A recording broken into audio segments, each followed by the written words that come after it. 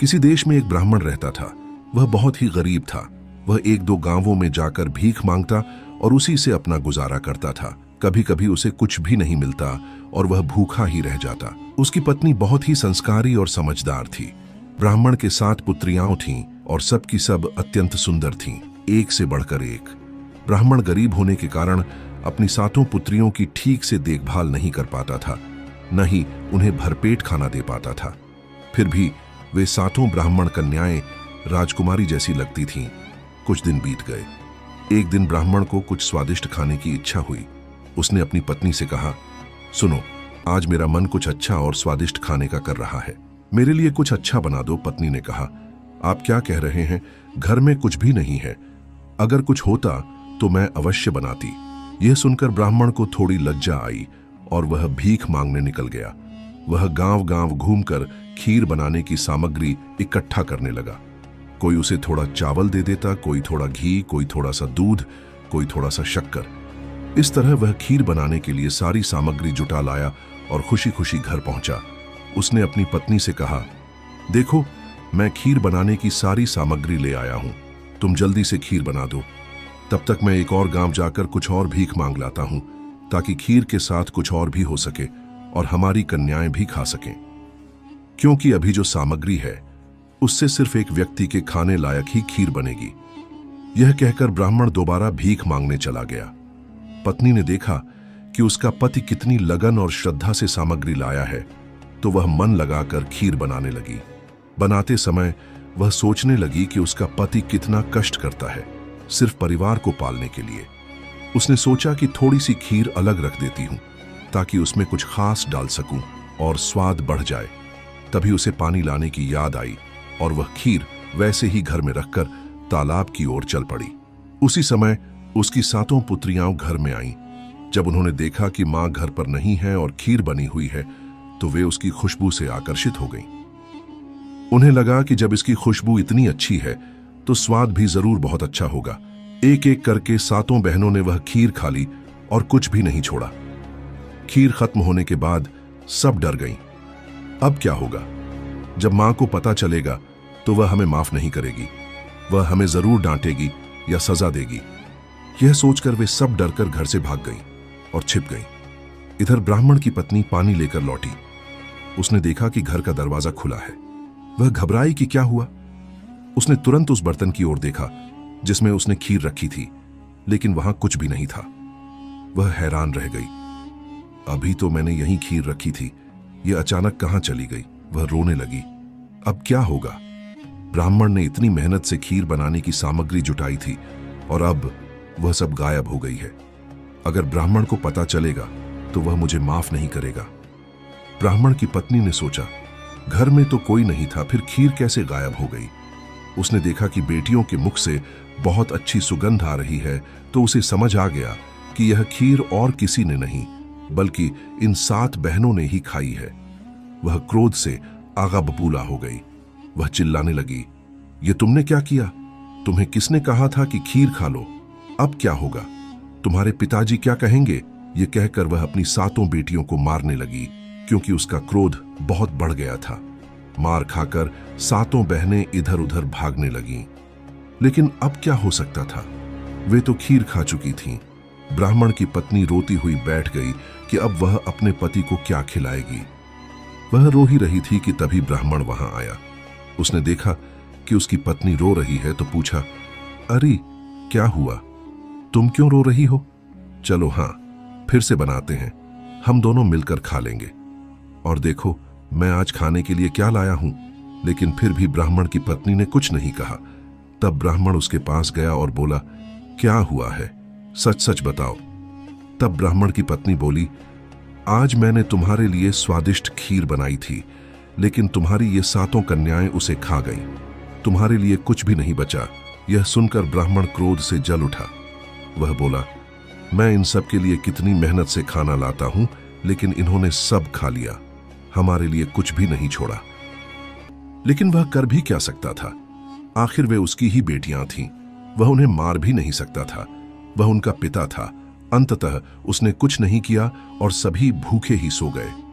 सुबह उठकर ब्राह्मण और ब्राह्मणी ने सोचा, अगर ऐसा ही चलता रहा तो हमें हर दिन भूखा ही रहना होगा। आजकल भी ठीक से भीख भी नहीं मिलती और घर में 7 लड़कियां हैं। दोनों पति पत्नी ने मिलकर यह निष्कर्ष निकाला कि ये 7 कन्याएं ही समस्या का कारण हैं। अगर ये यहीं रहीं तो हमें खाने को कुछ नहीं मिलेगा। ब्राह्मण बोला, क्या करें, ये हमारी ही बेटियां हैं और अब तो उनका विवाह योग्य समय भी हो गया है, लेकिन हमारे पास इतना धन नहीं है कि हम उनका विवाह अच्छे घर में करवा सकें। तब ब्राह्मण की पत्नी बोली, तुम विवाह की चिंता मत करो, कल तुम इन्हें ननिहाल ले जाने के बहाने जंगल में छोड़ आओ। इसके बाद इनके भाग्य में जो लिखा होगा वही होगा, नहीं तो हम सब भूख से मर जाएंगे। जो भी तुम भीख मांगकर लाते हो वह तो उनके लिए भी काफी नहीं होता, फिर हम क्या खाएं? ब्राह्मण बोला, क्या तुम सच कह रही हो? क्या हमारी बेटियों को जंगल में छोड़ आना सही होगा? ब्राह्मणी ने कहा, भला क्यों नहीं, क्या हम उन्हें ऐसे ही बैठे बैठे खाने देंगे? हमारे पास है ही क्या, हम कोई राजा महाराजा तो है नहीं कि इन्हें पाल सकें।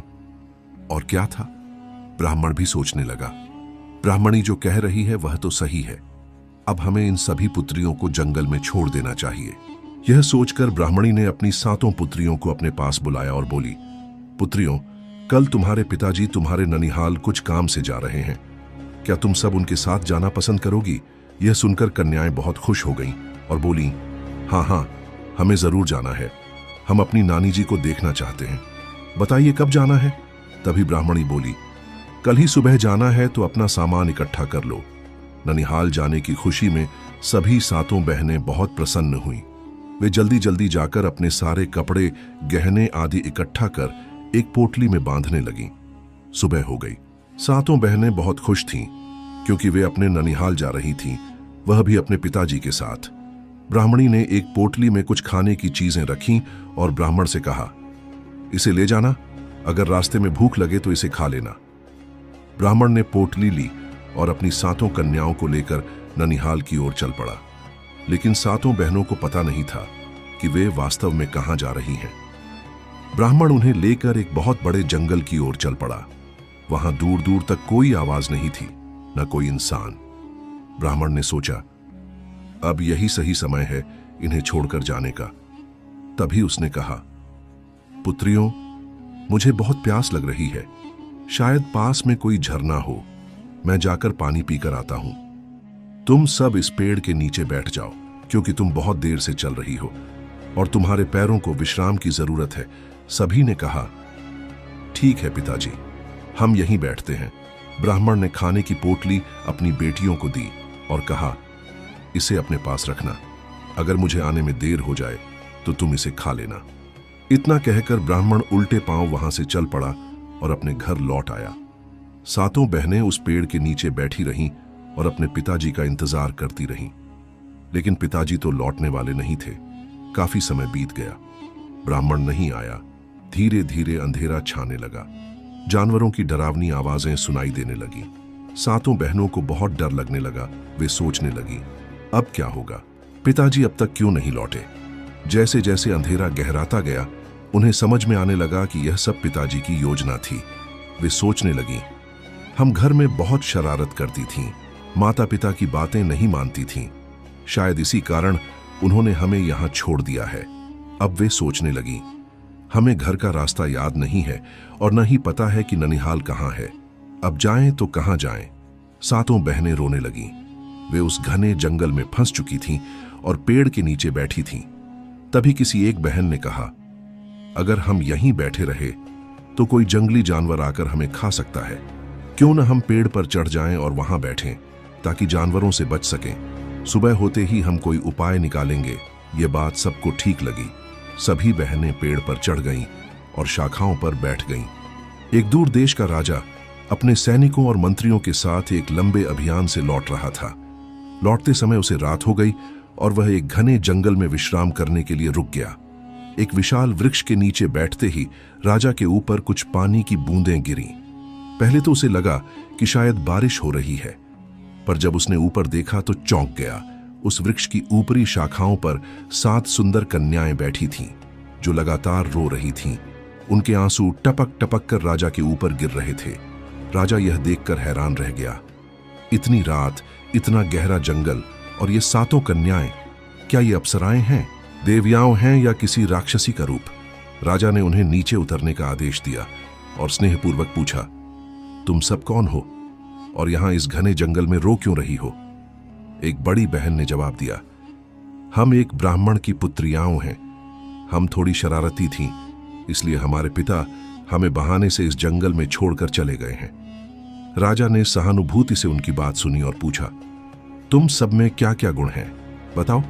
तब पहली बहन ने कहा, अगर मैं भोजन बनाऊं तो वह कभी समाप्त नहीं होगा, पूरा राज्य खाएगा फिर भी बचेगा। दूसरी ने कहा, अगर मैं वस्त्र बनाऊं तो राज्य के सब लोग पहन लें, फिर भी वस्त्र समाप्त न होंगे। इस तरह एक एक करके सभी बहनों ने अपने अपने अद्भुत गुण बताए। अंत में सबसे छोटी बहन बोली, यदि मैं किसी को वर दूं तो वह 7 सुंदर पुत्र और एक अनुपम कन्या को जन्म देगा। राजा ने यह सुना तो चौंक गया। वह कुछ देर सोच में पड़ गया और फिर मुस्कुराकर बोला, क्या तुम मुझसे विवाह करोगी? छोटी बहन लज्जा से बोली, जी महाराज, मैं विवाह को तैयार हूं। राजा ने शर्त रखी, मैं तुमसे केवल इस वचन पर विवाह करूंगा कि तुम्हें 7 पुत्र और एक पुत्री होंगे। यदि ऐसा न हुआ तो तुम्हें मृत्युदंड देना पड़ेगा। क्या तुम यह स्वीकार करती हो?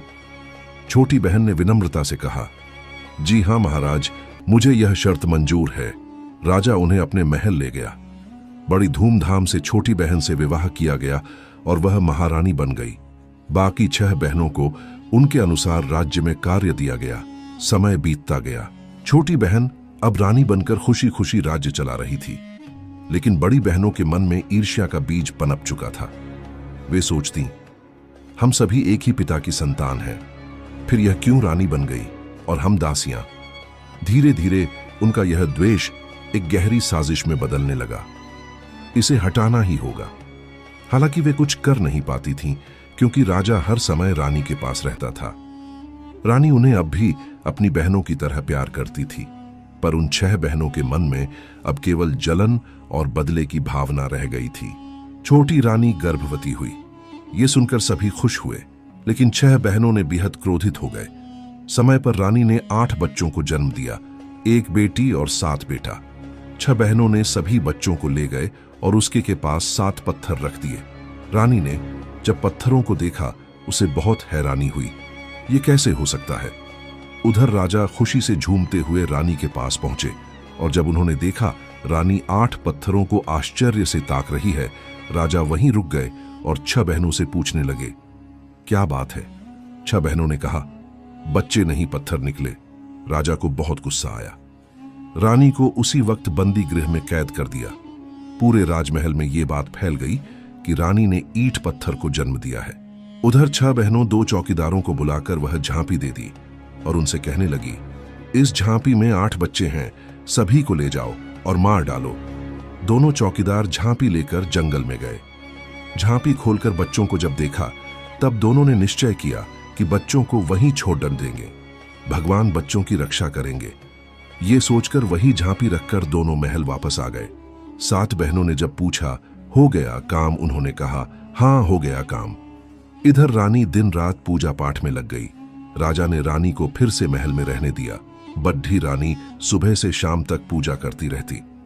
पूजा करने के लिए फूल लाने सिपाही को भेजती। एक दिन आसपास कोई फूल नहीं मिले।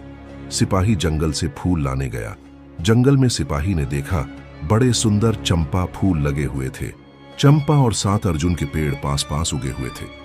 सिपाही फूल तोड़ने के लिए जैसे ही नजदीक आया, चंपा के पेड़ ने कहा, ए भैया अर्जुन। अर्जुन के पेड़ ने कहा, काय बहिनी चंपा। चंपा ने कहा, राजा के सिपाही फूलवा तोड़े बर आए हैं। अर्जुन ने कहा, लग जा बहिनी आकाश। जैसे ही अर्जुन ने कहा, वैसे ही चंपा का पेड़ ऊपर की ओर बढ़ने लगा। बढ़ते बढ़ते वह इतना ऊंचा हो गया कि सैनिक फूल तक नहीं पहुंच पाए। सैनिक आश्चर्यचकित होकर ताकते ही रहे। फिर वे दौड़ते हुए सेनापति के पास पहुंचे और सारी बात बताई। सेनापति ने पहले तो विश्वास नहीं किया। कहा, ये सब क्या कह रहे हो? सैनिकों ने कहा, आप एक बार हमारे साथ जंगल चलिए, खुद देख लीजिए। सेनापति सैनिकों के संग चल पड़ा। जैसे ही सेनापति चंपा और 7 अर्जुन के पेड़ों के पास पहुंचा, चंपा ने फिर कहा, ए भैया अर्जुन। अर्जुन ने कहा, काय बहिनी चंपा। चंपा ने कहा, राजा के सेनापति फूल तोड़े भर आए हैं। अर्जुन ने कहा, लग जा बहिनी आकाश। चंपा का पेड़ और भी ऊंचा हो गया। सेनापति बहुत डर गया और दौड़ते हुए मंत्री के पास पहुंचा। मंत्री देखने के लिए चल पड़ा। चंपा को ऊपर से दूर तक सब कुछ दिखाई दे रहा था। उसने दूर से ही देख लिया कि मंत्री जी आ रहे हैं। ए भैया अर्जुन। अर्जुन ने कहा, काय बहिनी चंपा। चंपा ने कहा, राजा के मंत्री फूल तोड़े भर आए हैं। लग जा बहिनी आकाश। चंपा का पेड़ और ऊपर बढ़ गया। मंत्री सीधे राजा के दरबार में पहुंचा। राजा ने पूछा, इतना घबराए हुए क्यों हो? मंत्री ने कहा, आप इसी वक्त मेरे साथ चलिए, खुद देखिए। राजा ने कहा, मेरी साथ सभी लोग चलेंगे, ये तो उन्हें भी देखना चाहिए। 6 बहनों को खबर देने वही 2 सिपाही पहुंचे जिन्होंने उन बच्चों को वहां फेंका था। सभी डर गए थे। वे जल्दी से तैयार होकर राजा के साथ चल पड़ी। उधर रानी फूल के लिए व्याकुल हो रही थी और सैनिकों को बुला भेजा था ये जानने के लिए कि वे अब तक फूल क्यों नहीं लाए। रानी बहनों के महल के पास से गुजर रही थी। उन्हें बहनों और 2 सिपाहियों की बात सुनाई दी। राजा और सभी जब जाने लगे, उनकी सवारी के पीछे पीछे रानी पैदल ही चलने लगी। बहुत व्याकुल होकर वह चली जा रही थी। चंपा के पेड़ को ऊपर से सब कुछ दिखाई दे रहा था। जैसे ही वे पास पहुंचे, ए भैया अर्जुन। काय बहिनी चंपा। राजा फूल तोड़े भर आए हैं। लग जा बहिनी आकाश। चंपा का पेड़ और भी ऊंचा हो गया। राजा दोनों पेड़ों के पास पहुंचकर पूछने लगे, क्या बात है, तुम सब भाई बहन हो? कैसे चंपा और अर्जुन बन गए? उसी वक्त रानी वहां पहुंच गई। ए भैया अर्जुन। काय बहिनी चंपा। हमारी प्यारी रानी, दुखी माता यहां आई है। चंपा जमीन में झुक गई और रानी के पैरों के पास झूमने लगी। साथ साथ अर्जुन के 7 पेड़ भी झुककर रानी के पैरों को छूने लगे। इसके बाद चंपा और अर्जुन के पेड़ों ने राजा को सारी बात बताई। राजा ने उसी वक्त 6 बहनों को अंधेरी कोठरी में बंद करने का आदेश दिया और रानी से माफी मांगने लगे। रानी बड़े दुख से चंपा और अर्जुन के पेड़ों को देख रही थी। ये सब मनुष्य कैसे बनेंगे? वह पेड़ के पास पहुंचकर लिपटकर रोने लगी। जैसे ही उनके आंसुओं ने चंपा और अर्जुन के पेड़ों को छुआ, वे सब मनुष्य बन गए। सभी बच्चों को रानी ने गले से लगा लिया और रथ में बैठ गई। राजा रानी 8 बच्चों के साथ राजमहल की ओर चल पड़े। साथ में बाजा गाजा बजने लगे। पूरे देश में खुशियां फैल गईं। दोस्तों, आपको ये कहानी कैसे लगी कमेंट में जरूर बताइए। अगर अच्छी लगी तो वीडियो को लाइक करके चैनल को सब्सक्राइब जरूर करें। मिलते हैं अगली वीडियो के साथ। तब तक जय सीताराम।